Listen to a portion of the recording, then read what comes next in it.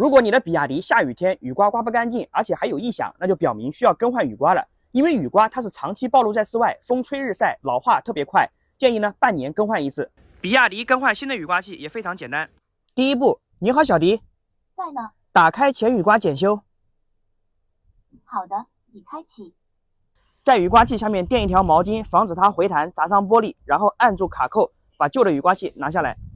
两根都是同样的操作。这次我更换的雨刮是杜邦雨刮，世界500强企业。最吸引我的是它的售后，30天免费试用，1年之内有异响刮不干净可以免费换新。再将新雨刮装上去，再把新雨刮上面的这个塑料保护壳给它拿掉。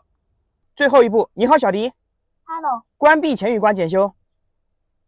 好的，已关闭。我们再喷个玻璃水，看看它的效果怎么样。这个杜邦雨刮真的非常不错。首先在刮的过程中没有异响，非常的静音，而且这个前挡玻璃刮得非常干净，这边是干的，这边是湿的，没有一滴水珠。雨刮刮不干净有异响的比亚迪车友们可以考虑杜邦雨刮，30天免费试用，1年超长售后质保，售后无忧。左下角小黄车，比亚迪所有车型都有。